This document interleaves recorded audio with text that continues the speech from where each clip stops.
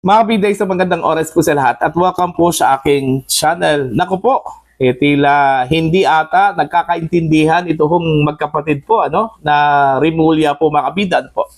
Ito hong si DILG Secretary John Vic Rimulya at Ombudsman Boying Rimulya po. Ito po'y patungkol ho sa napabalitang bribery daw mga kabida. Okay? Na aabot po ng 1 billion pesos po na inalok doon ho sa magkapatid po, mga kabida. Okay? Ayon po sa isiniwalat ni DILG Secretary John Vic Rimulya. Okay? Para lang po itigil yung investigasyon po, mga kabida, sa issue po ng corruption sa flood control projects. Alright? Kaya nga, binatikos po ito kung si Rimulya dahil doon, mga kabida. Dahil alam naman po niya na bribery yun, bakit hindi niya ipinahuli po, ito hong nag-bribe po sa kanya, sa kanilang magkapatid, mga kabida, Okay? At hindi po niya pinangalanan po, okay? Nung isiniwalat po niya ito, mga kabida. Kaya ang dami hong nagdududa na baka bluff lang po yun, ni Secretary Rimulya, mga kabida, yung sinasabi hong inoferan po sila ng 1 billion pesos po, Okay? Pero ito, kaya nga nasabi ko po na tila hindi ho nagkakaintindihan po o baka hindi ho nag-uusap ito hong dalawa mga kabida, kasi po iba yung tunada po ngayon ni Ombudsman Boying mga kabida patungkol ho sa bribery issue kasi ang sabi po niya wala hong direktang 1 billion pesos bribery offer daw sa kanya. Alright? Pero sinabi po ni John Vic na silang dalawa ng kanyang kapatid inalok daw ng 1 billion pesos. Ano ba talagang totoo po dito? Eto, babasahin ko lang po ito hong article ng Ang Batas PH mga kabida. No direct 1 billion pesos bribe offer to stop flood control probe. Ito yung kanila kong headline po mga kabida. Ombudsman Jesus Crismit Rimulya clarified that he did not receive any direct attempt from anyone to about the supposed 1 billion pesos bribe to drop the investigation on individuals linked to the anomalies in flood control projects. This came after his brother, Department of Interior and Local Government o DILG Secretary John Vic Rimulya, alleged that he and Ombudsman Rimulya were each offered 1 billion pesos bribe on several occasions in exchange for dropping a case related to alleged flood control anomalies. Ayan. Ito yung sinabi po ni Rimulya, mga kabida, ni Boying. I asked him about that. Well, the problem in our society, we have a lot of interconnections with each other. Sometimes it becomes flimsy. The talk has no basis already. A friend of a friend of a friend, the ombudsman said.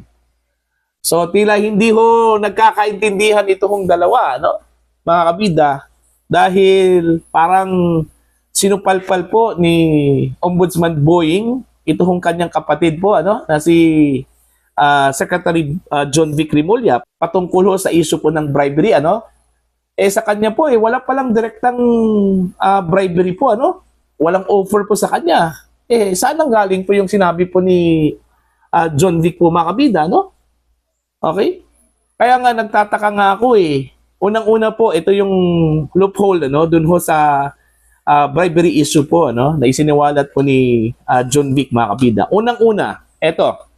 Bakit po may offer ito hong si John Vic Rimulya ng 1 billion pesos, mga kabida, para lang po itigil ito hong investigasyon po sa flood control projects.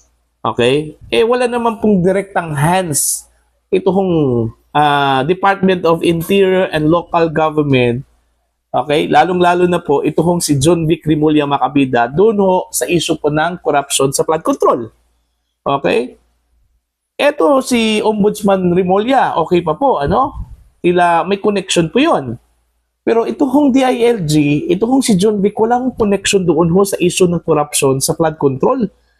Kasi po, ang pinag-uusapan po natin dito, mga kabida, ito hong mga isinangkot na mga mambabatas, okay? congressman o senador at maging ito hong mga empleyado at opisyal po mga kabida ng Department of Public Works and Highways na separate agency po mga kabida sa Department of Interior and Local Government. Alright? So, nasisense ninyo yung punto ko po mga kabida? Hindi ko makonect yung sinabi po ni John Vic na may nag-bribe po sa kanila o may nagtangkang i-bribe po sila ng 1 bilyong piso. Silang dalawa ng kanyang kapatid. May possibility pa po itong si Ombudsman Boying kasi ombudsman Sila yung nag-iimbestiga po ngayon dito ho sa issue po ng corruption sa flood control. Pero itong DILG, itong si John Vic, wala hong kaugnayan po mga kabida. Okay? Kahit na nga yung gathering of evidence, wala Kasi yung matter ay exclusive po mga kabida sa ombudsman, pwede rin sa Department of Justice, pero nunca doon ho sa DILG. Okay? Kaya ang dami hong nagdududa doon ho sa sinabi po ni John Vic, mga kabida, na baka flop lang po yon. Gawa-gawa lang yung storya na yon, mga kabida. I don't know kung ano po yung purpose, kung gawa-gawa lang po yung storya na yon, mga kabida. Pero ang impression po kasi mga kabida, posibleng gawa-gawa lang yon. Okay? Eto pa ngayon na tila hindi ho nagkakaintindihan itong dalawa. Yung isa, may bribery. Itong isa, wala. Walang direktang bribery, Sino ba ang nagsasabi po ng totoo dito, mga kabida? Okay? Sana mag-usap muna itong dalawa, itong si John Vic at saka si Boying, para at least man lang synchronize yung kanilang statement, mga kabida. Ay nako. Nakakalito talaga, Nakakalito. Ano ba talaga? Yun yung resulta mga kabida kung hindi ho nagkakaintindihan, doon ho sa goal. Iba yung sa kanya, yung sa kabila po, iba din, Kaya nagkakagulo na po yung kanila hong statement, mga kabida. Alright? So, eto, yung issue po ng bribery attempt, ng 1 bilyong piso, tila mababasura ata yun, mga kabida. Dahil parang hindi ho kapanipaniwala, yung 1 billion pesos na offer. Okay? At nakapagtataka din, gaya sa naunang vlog ko po, mga kabida, yung tanong, bakit hindi po ipinahuli po ni Secretary Remulla yung nag-bribe po?